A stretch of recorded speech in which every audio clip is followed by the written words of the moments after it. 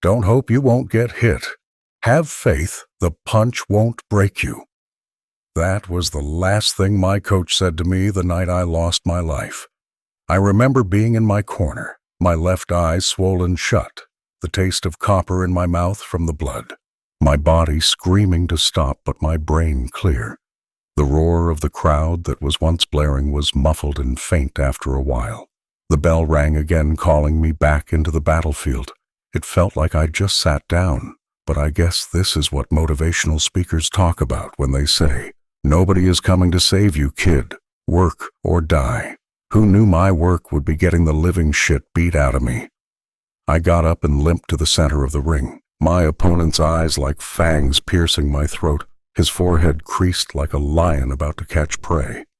I imagined the only thing causing him pain at that moment was the frustration of not winning yet. Man, how weak was I? The same time the referee moved from between us, signaling the continuation of the mauling. I thought I heard someone yell. At first I thought it was my team, but I glanced at the direction of the cry and I noticed it was a kid. Don't fucking die like this. Third row, brown hair, blue eyes, wearing my face on his shirt. I could recall his exact face. His face twisted with sorrow, fist clenched, teeth gritted, eyes wet on the verge of tears. This kid can't be more than 14 years old.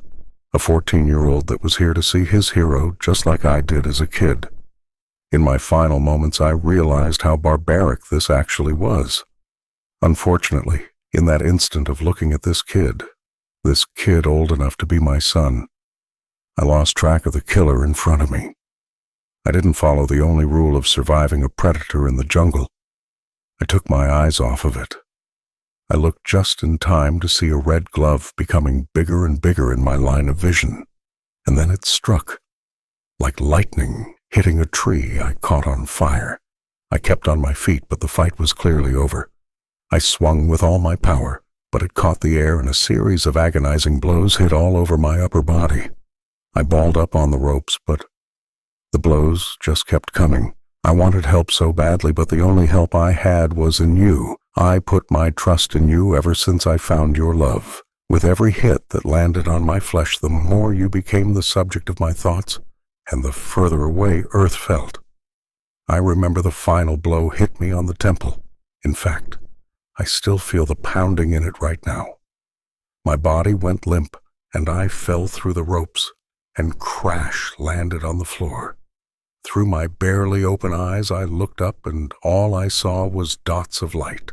Then the lights merged together until all I saw was white. I knew I was about to take my last breath. The crowd muted, and the lights faded into one light shining in front of me. I didn't just hear the silence, but I felt it, floating in its presence. That was it.